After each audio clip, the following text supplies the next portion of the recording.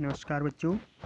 आज हम कक्षा 9 हिंदी स्पर्श भाग के शुक्र तारे के समान नामक पाठ का अध्ययन करेंगे, जिसके लेखक स्वामी आनंद जी हैं।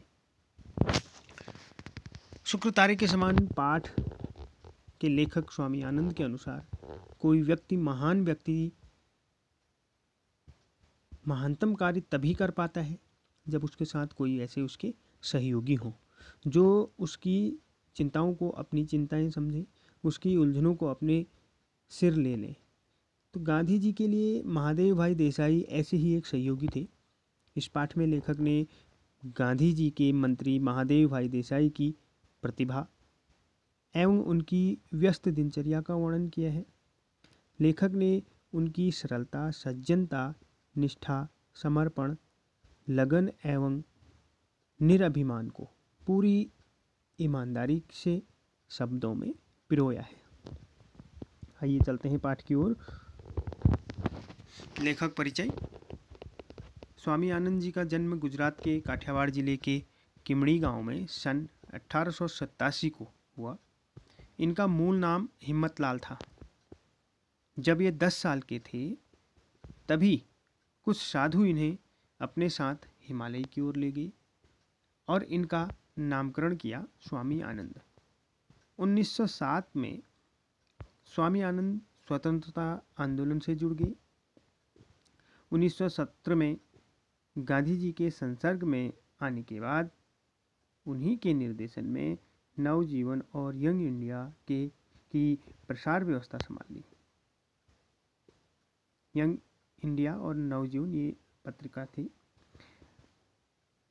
इसी बहाने उन्हें गांधी जी के और उनके निजी सहयोगी महादेव भाई देसाई और बाद में प्यारेलाल जी को निकट से जानने का अवसर मिला। कुछ कठिन शब्द हैं। नक्षत्र मंडल, तारा समूह, कलगी रूप, तेज चमकने वाला तारा। हम्माल, हम्माल का मतलब होता है कुली। पीर, महात्मा। बावर्ची, रसोइया। भिस्ती, मशक से पानी ढोने वाला व्यक्ति। मशक एक प्रकार का एक बर्तन है जिसमें हम पानी लाते हैं। खर का मतलब गधा होता है। आसेतु हिमाचल, सेतुबंध रामेश्वर से हिमाचल तक फैला हुआ। धुरंधर, प्रवीण, कट्टर, दृढ़, चौकसाई, नजर रखना। पेशा, व्यवसाय। शाह का अर्थ होता है काला। सल्तनत का मतलब है राज्य। अद्यतन, अब तक। गाद, तलछट, तलछट का मतलब नीचे। सानी, जिसका कोई जोड़ न हो। अनायास, बिना किसी प्रयास के। ब्यौरा, विवरण। रूबरू, आमने सामने। कुछ कठिन शब्दों के अर्थ थे। अब हम चलते हैं पाठ की ओर। तो पाठ का जो सार है, महादेव भाई का जीवन परिचय। प्रस्तुत लेख में लेखक ने ऐसे व्यक्तित्व का परिचय कराया है जिसकी आभा कम अवधि तक रही लेकिन इनके प्रभाव अमिट रहे। तो इस प्रकार आकाश में शुक्र तारे का कोई जोड़ नहीं है। सौरमंडल में जो शुक्र तारा है उसका कोई जोड़ नहीं है। शुक्र को चंद्र का साथी माना जाता है। उसकी आभा प्रभा बेजोड़ मानी जाती है, लेकिन इसके आकाश में ठहरने का समय काफ़ी अल्प होता है। बहुत कम समय के लिए यह दिखाई देता है। भारत की जो राजनीति अथवा स्वतंत्रता आंदोलन के क्षेत्र में शुक्र तारे की ही भांति अपनी चमक दिखाने वाले व्यक्तित्व का नाम था महादेव भाई देसाई। महादेव भाई देसाई का गांधी जी से संपर्क सन 1917 में हुआ। इनकी इतनी ख्याति फैली, इतने ये प्रसिद्ध हुए कि देश के कोने कोने में इनके गुणों की चर्चा होने लगी।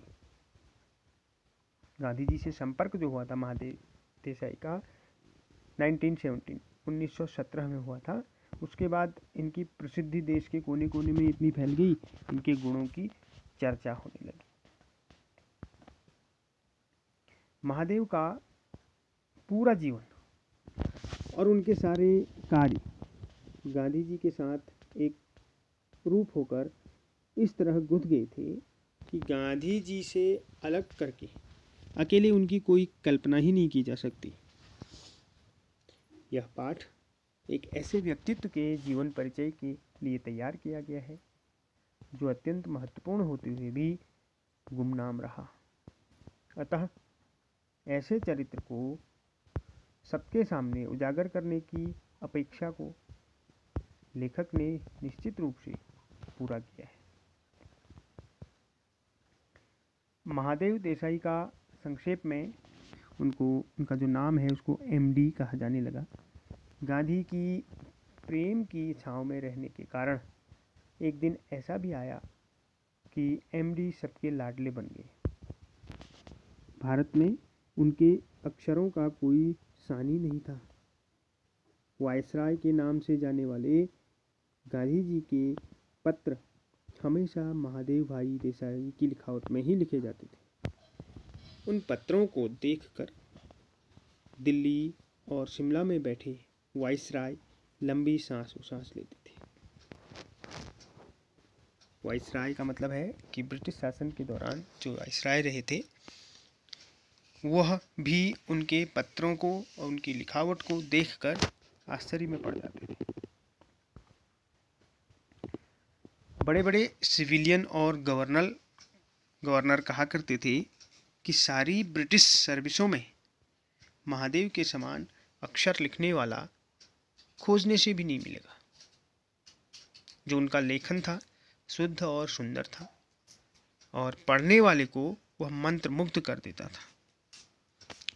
लेखक कहते हैं, प्रथम श्रेणी की शिष्ट संस्कार संपन्न भाषा और मनोहारी लेखन शैली की ईश्वरीय देन महादेव जी को मिली थी। महादेव भाई देसाई का आदर्श जीवन हमारे लिए अनुकरणीय है। लेखक ने महादेव भाई देसाई के व्यक्तित्व को शब्दबद्ध करके कहा है कि जो उनकी निर्मल प्रतिभा उनके संपर्क में आने वाले व्यक्ति को चंद्र शुक्र की प्रभा के साथ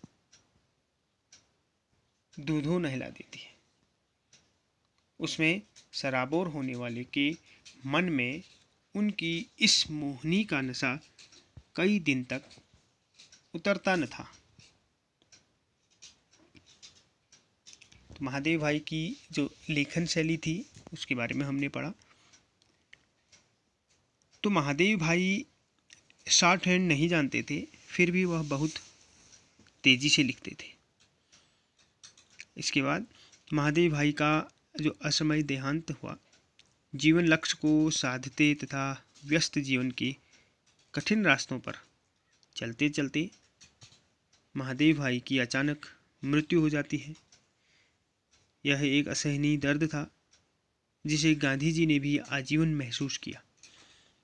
वर्धा की असहाय गर्मी में, वर्धा जो भी महाराष्ट्र में है, यहाँ गांधी जी ने अपने 12 वर्ष बिताए थे। यहाँ एक सेवाग्राम आश्रम उनका गांधी जी का है। तो वर्धा से जब गर्मी थी, रोज़ सुबह पैदल चलकर वे मगनवाड़ी से सेवाग्राम पहुँचते थे। तो यह दूरी रोज़ लगभग 11 मील थी। दिन भर काम करने और शाम को पैदल वापस जाने के कारण यह सिलसिला लंबे समय तक चला, जिससे उनके स्वास्थ्य पर प्रतिकूल प्रभाव पड़ा। उनकी अकाल मृत्यु के कारणों में इसे एक प्रमुख कारण माना जाता है। महादेव की मृत्यु का घाव गांधी के दिल में सदैव बना रहा। तो इस प्रकार लेखक के अनुसार कोई भी व्यक्ति महान कार्य तभी कर सकता है जब उसके साथ उसके सहयोगी हों जो उसके कार्यों में उनका साथ दें। तो गांधी जी के लिए महादेव भाई भी एक ऐसे ही व्यक्तित्व के रूप में थे। धन्यवाद।